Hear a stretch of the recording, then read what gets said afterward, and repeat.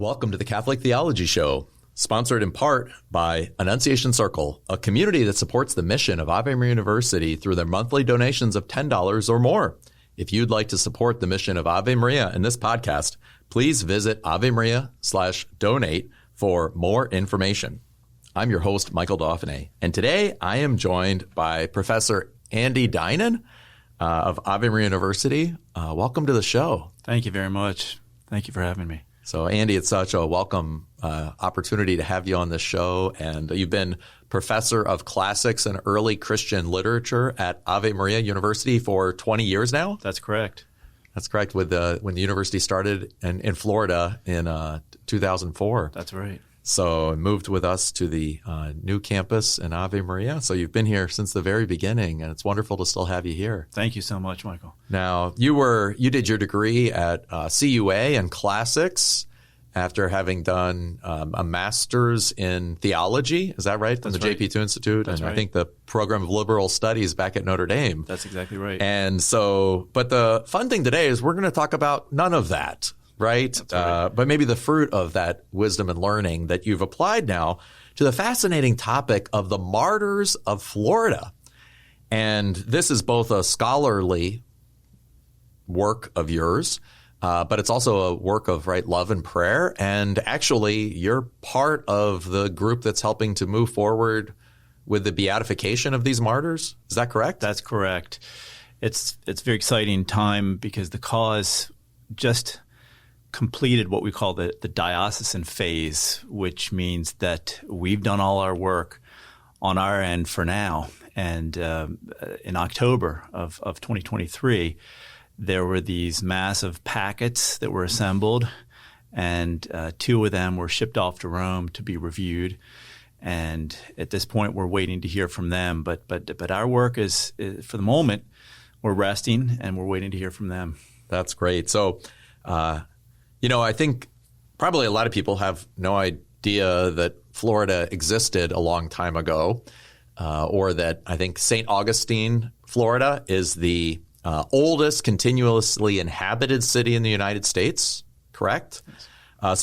And St. Augustine was a kind of also a city of Catholic refuge during many of the years when the colonies were not Catholic friendly. And by the way, people who find that topic of interest, we have an episode with Dr. Michael Breidenbach from a while ago on kind of the experience of Catholics in America during especially the colony period. But this idea of the martyrs in Florida, it would seem like if there were Catholics and missions and masses and martyrs in Florida, we would know more about it, right? So tell us a little bit about where do these martyrs come from, and how did we learn about them, and why aren't they more known? Yes. Very happy to discuss all of these. The short answer is there are 58 individuals who have been proposed for beatification at this point. And of those 58, some of them are religious, and some of them are lay people. Some of them are of Spanish heritage, and actually more directly Cuban heritage. But many of them are Native American heritage. And I think there are several reasons why we don't know very much about this part of history. Florida's history is unique. In one sense, it's the oldest history from the European perspective of the United States. But I think all too often when United States history is presented, we recognize 1492, and then we jump to 1607, 1620, Jamestown, Plymouth, and we forget that entire century that intervened. And there was a lot that happened in that century. And it's very dear to us here in Florida because that's when Florida was being explored and settled by Spanish predominantly. But Florida history has a lot of discontinuities in it, so that as many of our listeners may know, that the Spanish were here until 1763. In 1763, Spanish, they cede Florida to the British. British have it for 20 years. Spanish come back in 1783, and then in 1821, it becomes part of the United States. So there's this discontinuity in Florida history, and it's been difficult to sustain over that discontinuity the ongoing memory of these events that happened so long ago. Yeah. And that's quite a long time as well, from 1492 to 1607. So you have 120 years or so. 1620 when Plymouth Rock, right, is there. Yes. I remember seeing Plymouth Rock 1620. Seems like a long time ago, but then you realize a lot of these martyrs were from before that period. That's right. And then over the next 200 years, you have back and forth between Spain and England, and then Spain and the United States. And it's I remember we have, I think, in our coffee room in the kitchen, there is a map of the United States debt to Spain. Yes. And I think it has a quote from George Washington that says something like, we thank you, Spain, kind of like our maternal guide, or something along these ideas. But basically that the United States could not exist without Spain and without Spanish cooperation in different ways, even though they weren't always cooperating with each other. But that was something that George Washington recognized as well. So first off, it's just maybe the general role of Spain and Spanish presence as very much part of what would become the United States. Yes. Right? Yes. It's astonishing. The 1500s, sometimes called the forgotten century, but there were any number of expeditions that the Spanish made to Florida. And in fact, right where we are in Southwest Florida, this has been called the epicenter of the Spanish interest in Florida, at least in those early decades, the lower Gulf Coast. So people, of course, are familiar with Ponce de Leon in 1513 and 1521, but his was not the only expedition. There was Lucas Vasquez de Ayllón, who went up to South Carolina and Georgia, which I should say was very much part of Florida, right? So nowadays we obviously distinguish between these different states, but at the time when the Spanish heard the word Florida, they thought of not just the peninsula, but they thought of a region that stretched all the way up to the Chesapeake Bay and beyond, and all the way out towards the Mississippi. So all of the entire southeastern United States currently was part of Florida. Mm-hmm. So he's up there in 1526, Narvaez, 1528. People, of course, have heard of Hernando de Soto, 1539, 1540. The first martyr event in our cause is a really astonishing event because it comes not long after de Soto's expedition in 1540, and it consisted of these. It was led by Dominican friars who had this really impressive commitment to a nonviolent missionary expedition to Florida. And in fact, it seems that the Spanish crown had almost set aside Florida for the Dominicans. Right? The Dominicans had this conviction that they would be able to employ pacific means and make headway evangelizing Florida. And it seems the Spanish crown had acquiesced in that request of the Dominicans, and they said, "Okay, no more missions here. We're going to let these Dominicans go forth. No more secular missions, I should say, or non-Dominican missions." And so the first martyr in our cause chronologically is a really impressive man named Louis Cancer, who was born in sometime around the year 1500. We're not exactly sure the date, and perhaps it was in the city of Barbastro, which actually is where Saint Jose Maria was born. So it's perhaps he was born there. It's uncertain, but he was a very well-educated man who longed to do missionary work in the Americas. And he comes over to Hispaniola, Dominican Republic, Haiti, and finds that the population there has been, the indigenous population, been largely decimated. I mean, more than decimated, wiped out. So he sees few opportunities for missionary work. He eventually ministers in Puerto Rico and has great success in Guatemala, so much success in Guatemala that there was a region that was very forbidding to the Spanish that was known as the Land of War. And as a result of Father Cancer's missionary efforts there, it was renamed True Peace. And he had this fantastic approach, again, nonviolent, where he would make use of music as a way to impart the catechism, with great success. Well, he harbored in his heart this longing to do missionary work in Florida.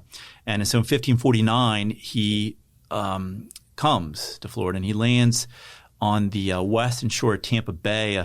It's near the modern town of Safety Harbor, for those who've been up in that region.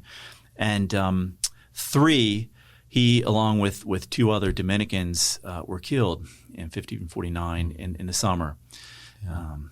And you mentioned that he was a disciple and collaborator with Father Bartolomeo de las Casas. That's right. Who's one of probably the best known of the Dominicans of those times, who really argued for I don't even know what to say, but just the decent human treatment of all human beings, including all of the Native Americans at those times. And so he was it wasn't always listened to. That's right. And he was having to work against a lot of other interests, but it was really beautiful to see his teachings. And so it's great to see that this martyr was one of his and had been able to accomplish that peace and peaceful, cooperation, missionary work. Yes. Helping people to discover their creator. Yes. Right? I mean, this is a beautiful thing. There are many unbeautiful things that happened during that time,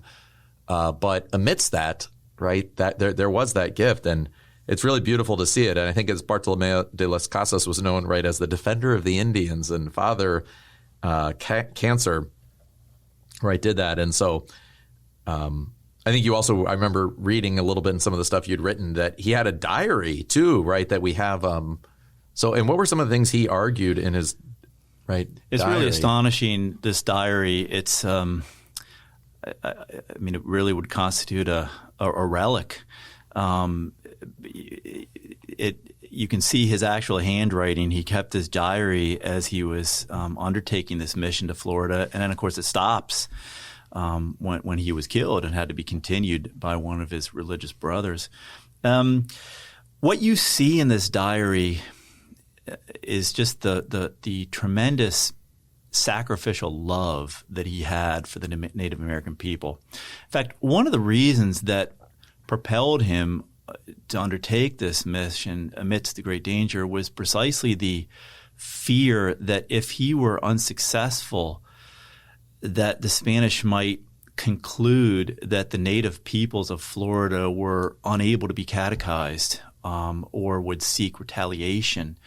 And so he was absolutely zealous in his effort to try to prove that no, there very much was a receptivity on the part of native Floridians towards the gospel. It's also fascinating to see this was a missionary doesn't need to be an intellectual, and yet what's fascinating about a number of the martyrs in our cause is that they were very well educated. So to go with Father Cancer for a moment, he mentions in his diary, he says, well, he's very conscious of what he had been taught by St. Thomas Aquinas and St. Thomas Aquinas' interpreters. So he mentions Vittoria, he mentions Cajetan, and he says, well, I remember reading in these authors about how to do things. So it's fast. The Dominicans, as we all know, were very learned, and they brought that learning to their missionary efforts. Yeah, and I love that you mentioned too that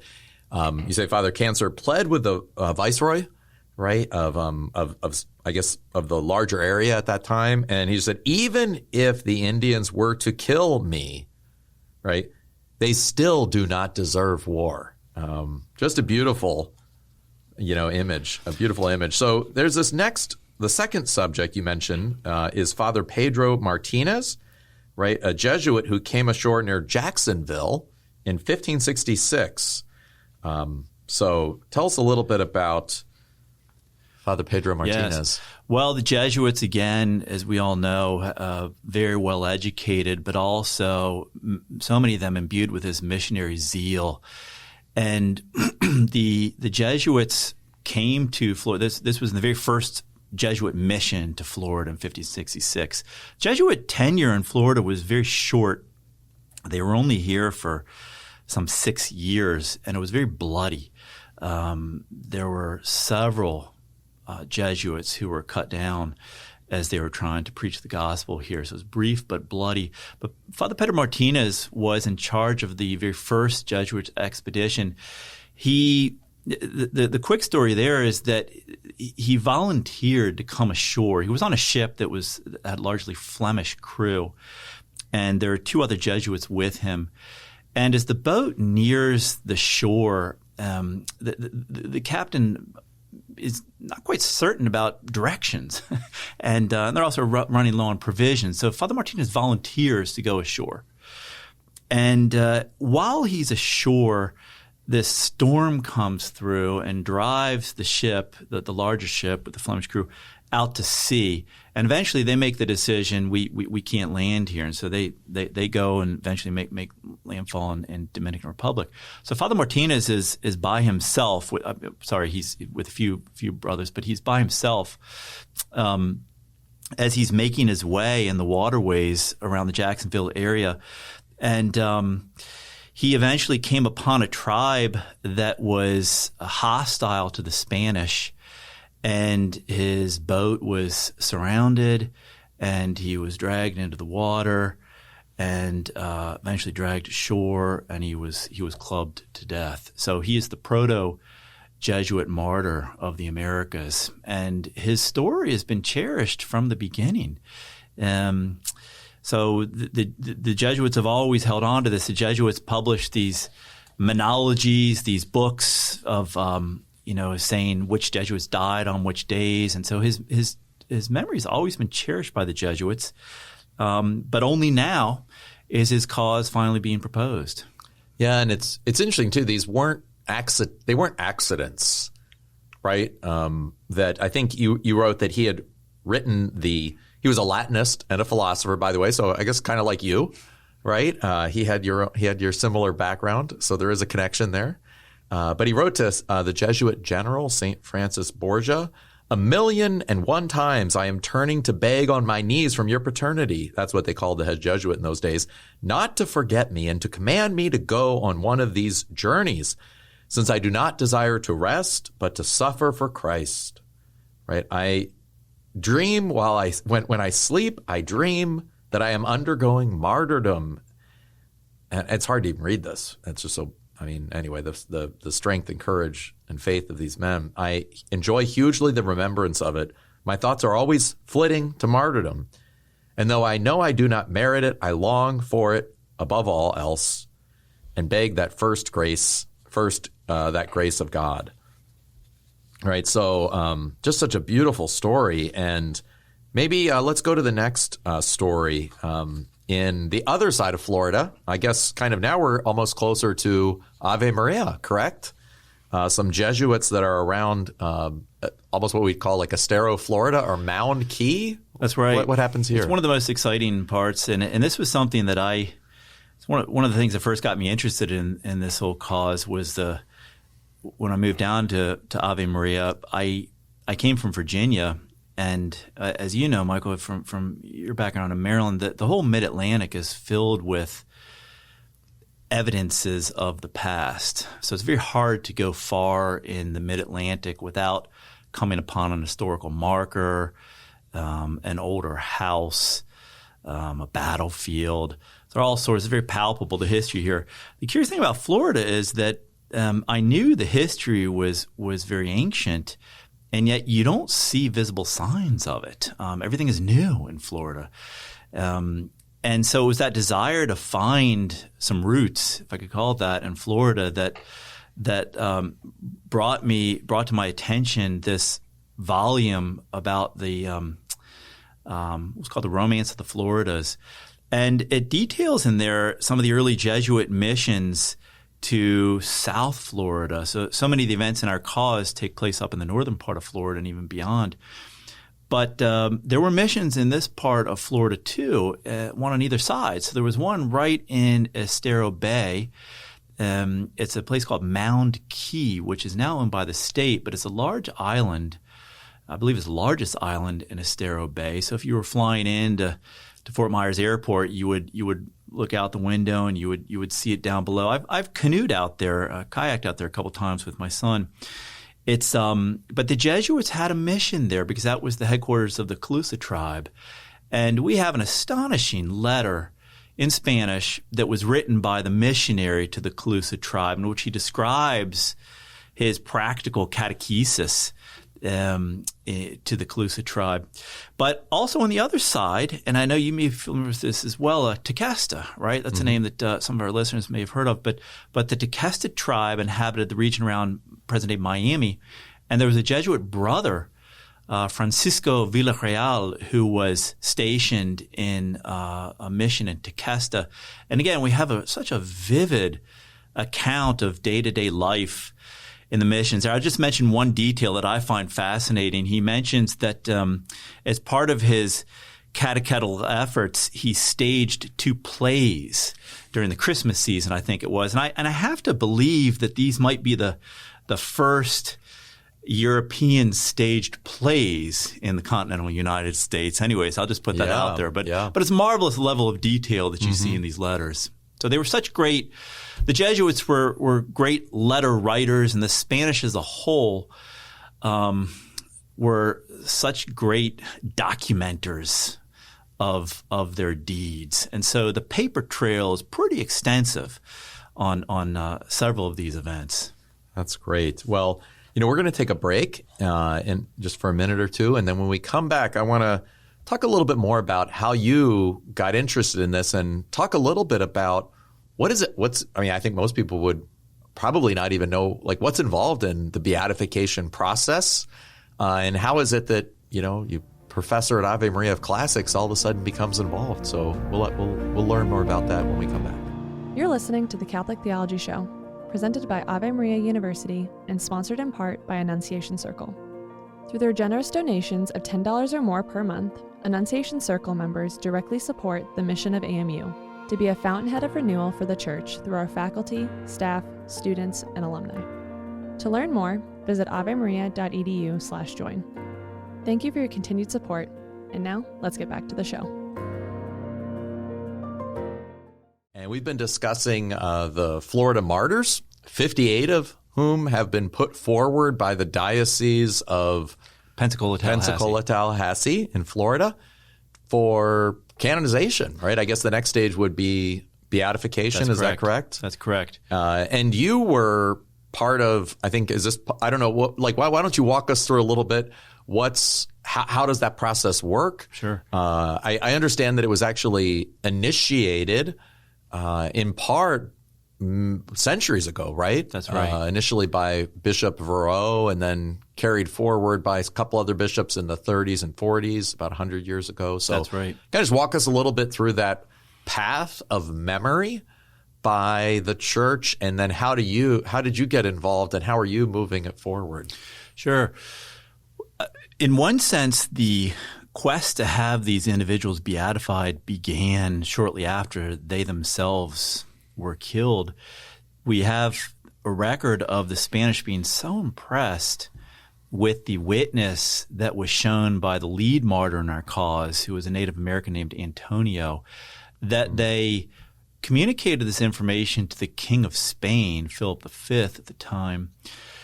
And King Philip V, in turn, was so moved by this that he instructed the Spanish ambassador in Rome to bring this to the attention of the Pope, Pope Clement XI. And an official inquiry was undertaken to try to figure out the facts behind one of the episodes in our case. So in one sense, the cause begins right then and there. Mm-hmm. And yet in the modern era, it really could be traced to Bishop of Erie in the middle of the 20th century, a bishop named John Mark Gannon, who was made aware by a Jesuit named John J. Wynne. He was the one who initiated the Catholic Encyclopedia and America Magazine, and was also active in the cause of the Jesuit North American Martyrs and St. Kateri. And Father Wynne mentioned to Bishop Gannon the existence of a number of individuals in the United States who were potential martyrs. And Bishop Gannon said, well, let's do something about this. And so this was back in the late 1930s. They did manage to submit something to Rome, but the problem was it was right at the beginning of the Second World War, and communication was slow. In fact, it took a long time for word even to be received back in the United States from Rome that these materials had been received in Rome. So the cause lost momentum. It was revitalized a little bit in the 1980s up in Pensacola, Tallahassee, but it was really just in about a decade ago or so, a little bit more, that it's really been in earnest. But it's a fascinating process, and I will just say one thing that I've learned throughout this process, and that is that Holy Mother Church really has wisdom in its procedures. So often there's a tendency to be frustrated with the slow pace of bureaucracy and to wonder, why can't we get things done more rapidly? But I will say it's been a fascinating exposure to the wisdom of the Church's norms and procedures. And it also should give confidence to all of our listeners that when the Church does beatify someone and canonize someone, this was not done lightly. There's been a lot of scrutiny. I wear a few different hats on this cause. I'm a member of what's called the Canonization Committee, which sort of directs some of the promotion of the cause. But I'm also a member of the Historical Commission. And the Historical Commission, because they're martyrs, it's an historical case. So it's different from a non-martyr where you're scrutinizing the life and the writings of an individual. Here, you're really a detective, and you're asking the questions that detectives do when there's been a murder. That is, you're asking, when did this take place? Where did it take place? How did it take place? Who did it? But then fundamentally, why? Because it's not enough just to document that somebody died, and even somebody who was a Catholic died, even somebody who was as zealous as Father Pedro Martinez, whose quotation you read earlier. That's not enough. In order to have martyrdom, you have to document that the person was killed for hatred of the faith. And so that's where that why comes into play. So on the Historical Commission, we examine all of these questions, and you have to be really specific. What weapon was used, right? So to the extent that you can, we have to get that specific. Well, that's really helpful to walk us through that, and that's a great service for the Church and for even just for Florida. It'd be great for Floridians to know about our history. And certainly for Catholics to know. I love the line from Hebrews, right? Hebrews 12, therefore, since we are surrounded by so great a cloud of witnesses, and the Greek word for witness, of course, as you know, is martyr, martyros, such a great cloud of witnesses or great cloud of martyrs, let us also lay aside every weight and sin which clings so closely, and let us run with perseverance the race that is set before us. So when we're thinking of the martyrs, we're remembering that we're surrounded by them, right? And we're on the same race they are. We too will die, and we too will lay down our life, and we too will pray that Christ will take it up again, right? And that we can have perseverance and joy, right, that we can have in this story, right? He goes on even there when the sentence continues in Hebrews 11:2 or Hebrews 12:2, looking to Jesus, the pioneer and perfecter of faith, who for the joy that was set before him endured the cross, despising the shame, and is seated at the right hand of the throne of God. So for the joy of the resurrection, he endured the cross. And I think that's for us too. It's like sometimes I think with the martyrs weren't excited about martyrdom. I mean, they were happy. But what they were excited about was attaining the joy, right, of reigning with Christ, of being with Christ, of getting home to one's beloved, to the one who had martyred himself for us. Yes. And so it's so important. And anyways, I think it's just such a great gift to remember that. Now, one of the things I think it's also interesting in the work you're doing is we're definitely used to the predominant model of European, zealous Dominicans and Jesuits coming into a dangerous territory. We're familiar with that, and we know the stories of St. Isaac Jogues, or not all, but some may know those stories. Certainly they're well known. And yet the one example that you gave there, the example that attracted the attention of the King of Spain, Philip V, is that correct? Was the story of a Native American martyr. Yes. And so the only other, the Native American saint that we're familiar with is Kateri Katekawitha, correct? Right. That's right. So this is a kind of a big deal to recognize that there were many, or, presumably, people that were living here in the time when the Europeans came and the missionaries came and who saw Christ as theirs, right? This was, Christ was their Lord.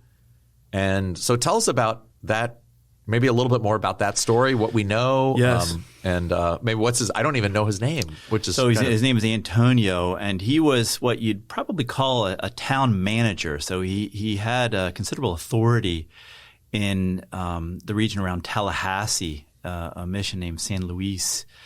And yes, he came to the defense of, the English and the Creek were attacking the Florida missions. Even to use that term might surprise a number of our listeners because, of course, we associate missions with California, perhaps Texas. But one of the most fascinating aspects when you get into Florida history is to discover that Florida, too, had a chain of missions, extensive missions. There may have been as many as 150 missions in all. But these missions were especially located along the northern part of the state, from St. Augustine west to modern-day Tallahassee, and then eventually even around Pensacola. And these were largely they were Franciscan in origin. So we've already spoken a little bit about the Dominicans and the Jesuits. But the Franciscans, the work of the Franciscans in Florida is really incredible. They came from the 1570s, really 1587 is probably when you date the beginning of their serious missionary work here. But the Franciscan missionary approach was really unique. They didn't see themselves as upending traditional culture, as destroying traditional culture. Quite to the contrary. Usually in a Franciscan mission, the Franciscan friar would be the only European person in the actual mission, right? This was a Native American community. And the Franciscan didn't have political power. He wasn't seeking to insert himself into the political structure. He handled the spiritual aspect of life. And there would be a church, there would be a residence, a convent, there'd be a kitchen. But Native American life proceeded according to its own rhythms. Now, there were changes that happened with the introduction of Christianity. There was obviously catechesis. There was a liturgical life that was lived. There were new customs. But these missions were very successful. Eventually, early part of the 1800s, so 1702, 1704, they became the object of intense attacks from the north, especially from Carolina, which the British had founded in 1670, and their Creek allies. And they began a campaign against the Christian missions in northern Florida, and they wiped them out. They just wiped them out. After that, all you have are really refugee missions clustered around the city of St. Augustine, Pensacola, and the port of St. Mark's. But prior to that, as I say, you had this extensive network of missions. Well, during one of these attacks on the Florida missions, there was a Native American leader, Antonio, the one I mentioned earlier, and he went to try to counteract this onslaught from the north, and he suffered a brutal end. He was tied to a stake, and there were fires lit at his feet, slow-burning fires. And the documents say that all day long, these fires were blazing at his feet. So it was a very slow death by torture. And yet, and this is precisely what caught the eye of the Spanish, so astonished them, throughout this torture that you were experiencing, he was consoling his fellow Christians. He was exhorting them to keep the faith. And also, and this is really marvelous, he said that he received a vision of the Blessed Virgin Mary. He said that Our Lady was at his side, giving him strength to undergo this. And so this was heard. This was heard from his stake. It was heard by bystanders, and that's the witness we're talking about. So, as St. John Paul II would say, when he was he encouraged local churches in his Tertio Millennio Avveniente and elsewhere. He was really concerned that local churches do this historical work to cherish the memories of, as you mentioned from Hebrews, of the cloud of witnesses. This is very important for the faith of local churches. But this is what was so astonishing is the faith really did take hold. Why? Because St. John Paul II says the martyrs are the most eloquent witnesses of the truth of the faith, right? The most eloquent witnesses of the truth. And so when you hear about a death like Antonio's, you think, what more can you say, right? The faith had really taken root there. Yeah, you don't die a death like that unless you're Catholic through and through. Yes. Amen. I don't have anything. I think that's a great place to finish that segment of the show. I'd like to hear a little bit more about you, and maybe for our listeners, some of whom, may know you from, Ave Maria, but others who may not. What's a little bit of your own story? How did you come to faith? How did you decide to become, an academic?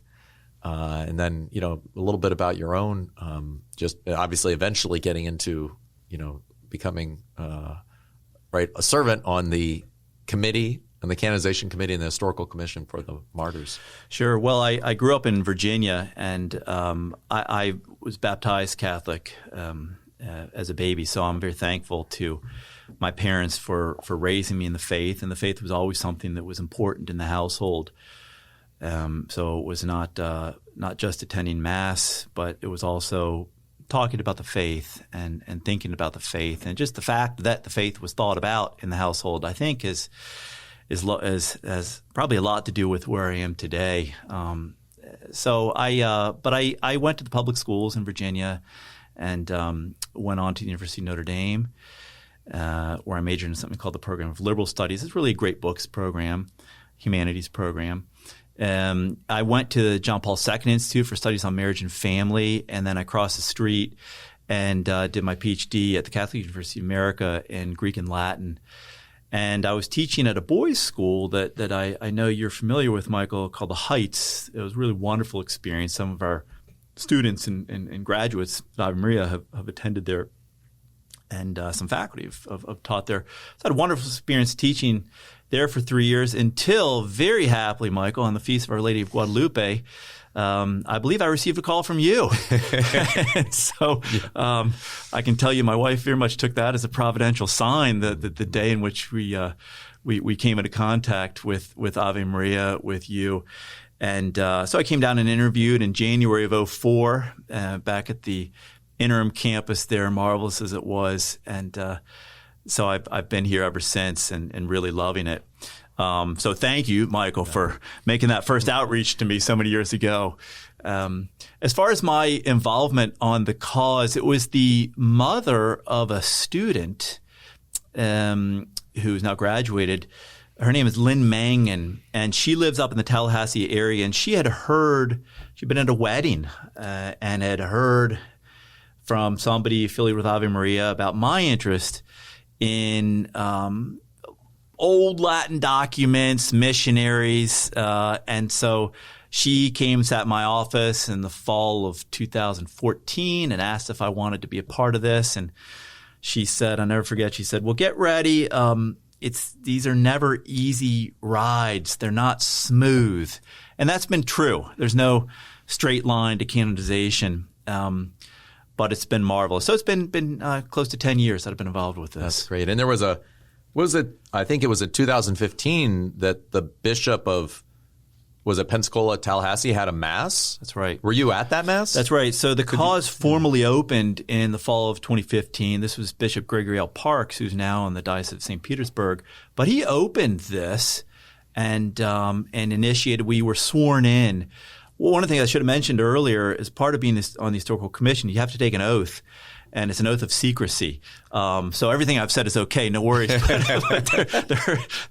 for example, the document that I helped to write. The Positio, that's right? Right. Yeah. That's right. Yep. So this was what was put in that big bundle I mentioned earlier and shipped off to Rome.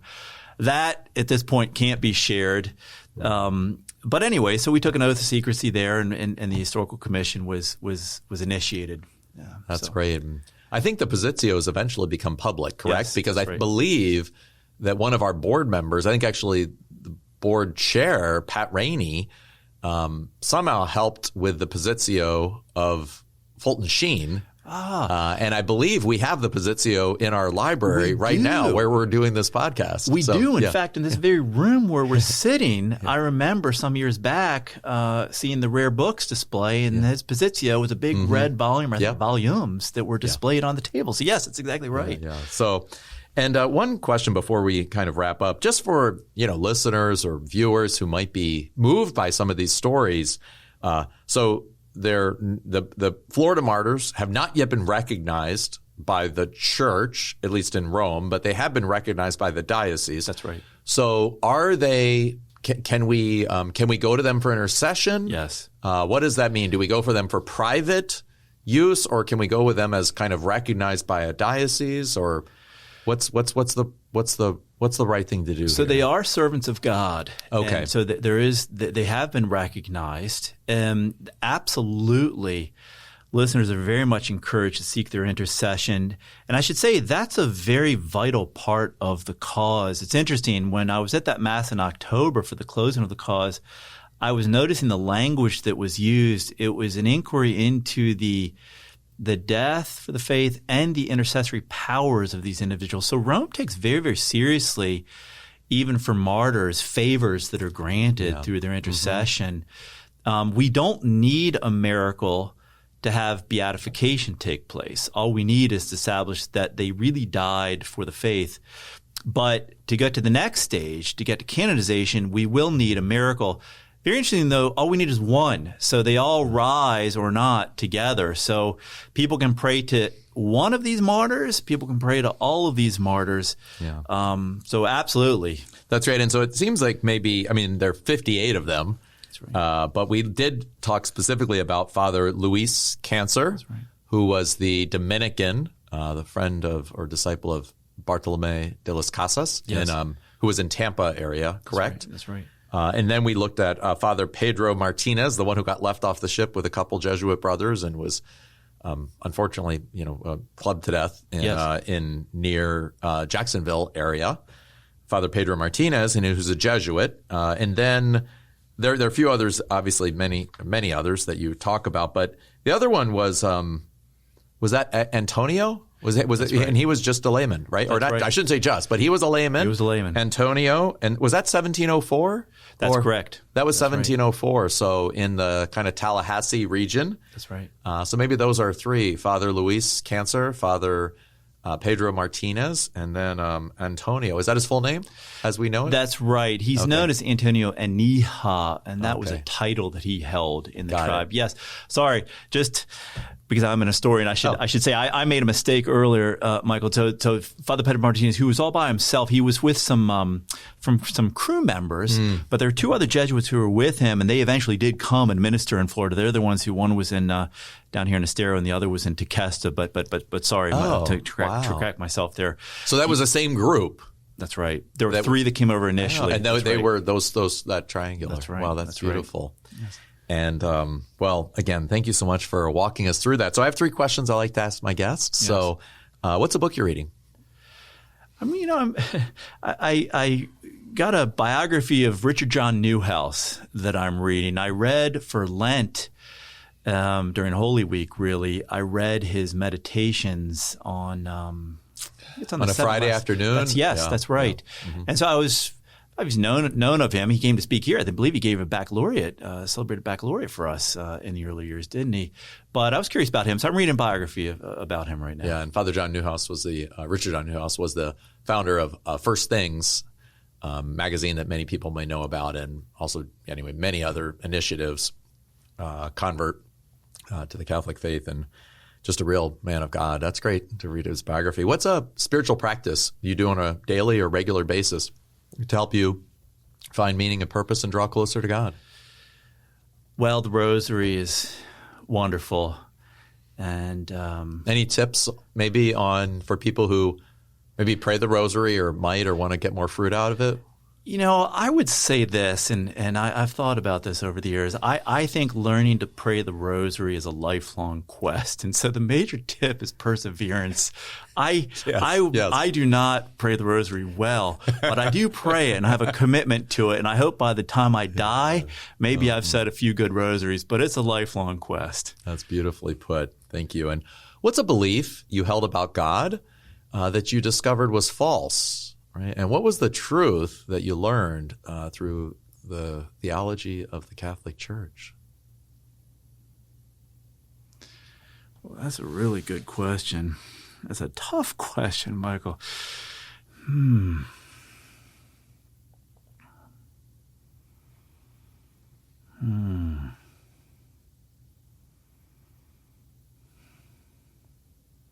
You may need to go back to childhood if if you've had clear thoughts. I mean, I will just say this. This isn't so much a wrongness, but I will say that I think I benefit from pondering more and more.